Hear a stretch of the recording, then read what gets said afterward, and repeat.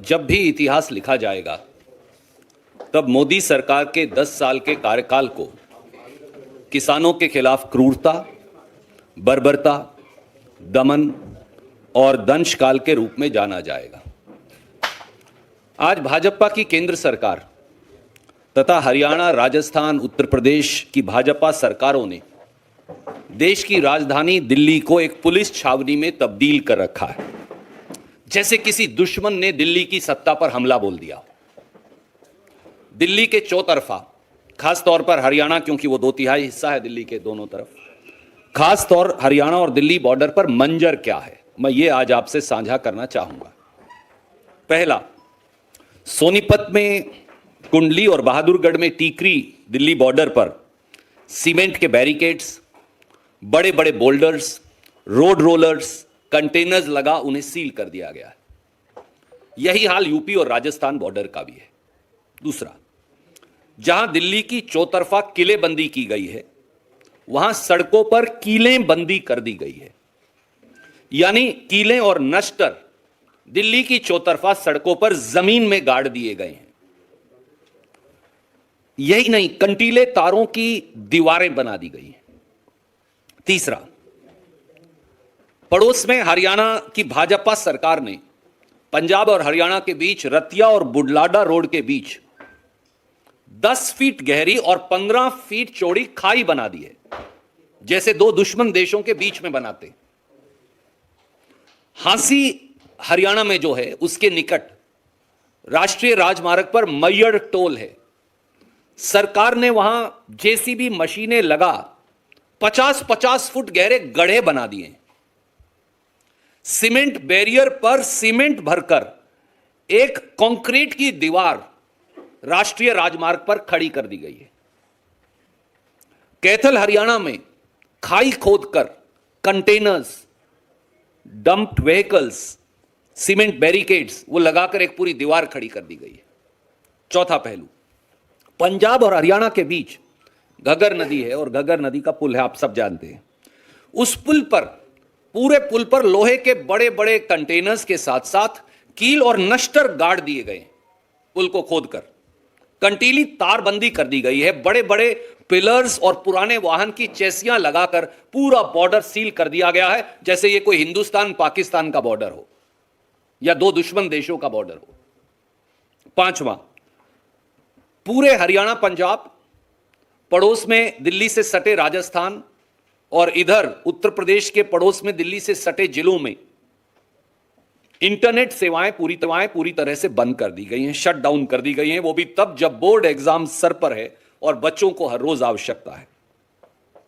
दिल्ली के चारों तरफ के जिलों में मौखिक हिदायत दी गई है कि किसी किसान के ट्रैक्टर में 10 लीटर से ज्यादा डीजल नहीं डाला जाएगा। कोई पेट्रोल पंप डाल ही नहीं रहा, अब उन्होंने डीजल डालना ही बंद कर दिया है। मध्य प्रदेश की भाजपा सरकार ने कर्नाटक और दूसरे राज्यों से आ रहे किसानों को जबरन ट्रेन रुकवाकर उतारकर गिरफ्तार कर लिया है। साथियों, चौतरफा जुल्म का आलम है। अन्नदाता किसान की न्याय की हुंकार से डरी मोदी सरकार एक बार फिर 100 साल पहले अंग्रेज द्वारा दमनकारी 1917 के बिहार के चंपारण किसान आंदोलन, 1918 के गुजरात के खेड़ा किसान आंदोलन, 1920-21 के अवध के किसान आंदोलन की दमनकारी नीतियों की फिर याद दिला रही है। दिल्ली की सत्ता में बैठे क्रूर और अहंकारी सत्ताधारियों से हमारा केवल इतना सवाल है। पहला सवाल, क्या देश का अन्नदाता, किसान और खेत मजदूर न्याय मांगने अब देश की राजधानी दिल्ली में नहीं आ सकता? मैं फिर दोहराता हूं, क्या देश का अन्नदाता, किसान और खेत मजदूर न्याय मांगने अब देश की राजधानी दिल्ली में नहीं आ सकता?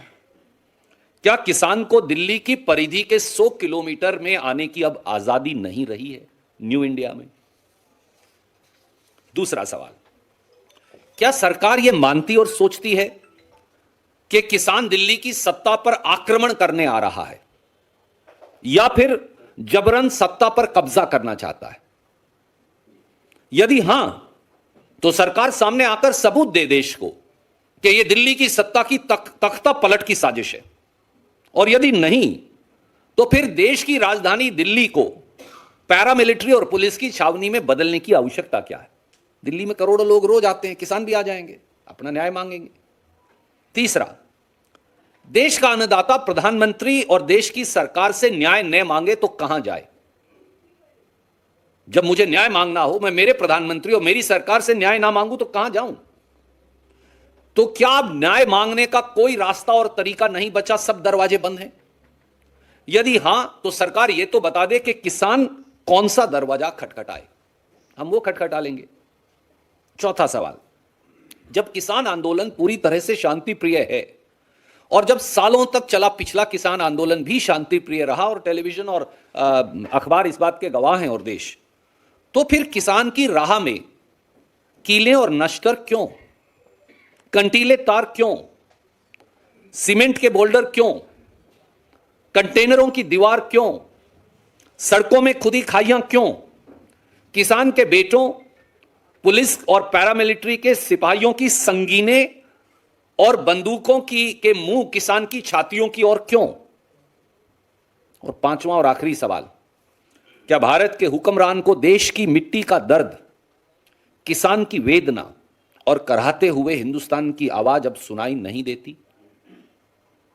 साथियों, याद करें कि 18 जुलाई 2022 को 3 काले कानून, लंबे किसान आंदोलन के बाद 3 काले कानून निरस्त करने के फैसले के बाद मौजूदा मोदी सरकार ने किसान को यह आश्वासन दिया कि वो एक प्रभावी और पारदर्शी न्यूनतम समर्थन मूल्य यानी एमएसपी का कानून लेकर आएंगे, बनाएंगे। यह वादा भी किया कि इस देश के 72 करोड़ किसान और खेत मजदूर को कर्ज मुक्ति से राहत दिलाने का रास्ता प्रशस्त करेंगे, क्योंकि इस देश में हर घंटे एक खेत मजदूर या किसान आत्महत्या का फंदा चूमने को मजबूर है। तो फिर किसान इस वादे की गारंटी क्यों ना मांगे? क्योंकि आजकल सरकार हर बात की गारंटी दे रही है। हम ये पूछते हैं, किसान मोदी जी के और भाजपा सरकार के इस वादे की गारंटी क्यों ना मांगे, न्याय क्यों ना मांगे? याद रहे, जब हमारे किसान बंजर जमीन का सीना फोड़कर निर्मल जल की धारा निकाल सकते हैं, जब अन्नदाता पथरीली जमीन का गरूर तोड़कर उसमें बीज अंकुरित कर देश का पेट पाल सकता है, तो फिर सत्ता के अहंकार और अन्याय के खरपतवार का समूल नाश भी कर सकता है। यह सरकार को जानना होगा। इस बार सत्य और असत्य के बीच संघर्ष में छल से सत्ता पर आसीन दुर्योधन दुशासन जान लें, दुष्चक्र रच लें, शकुनी मामा चाहे कितनी चाल चल लें, धर्म भ्रष्ट धृतराष्ट्र चाहे अपनी आंखों में के साथ साथ जुबान को भी सील लें, लेकिन इस बार अन्नदाता किसान सरकार के भ्रम जाल में नहीं आने वाला। इस बार वो अपना वाजिब हक लिए बगैर हस्तिनापुर से हटने वाला नहीं, वो केवल न्याय मांगता है।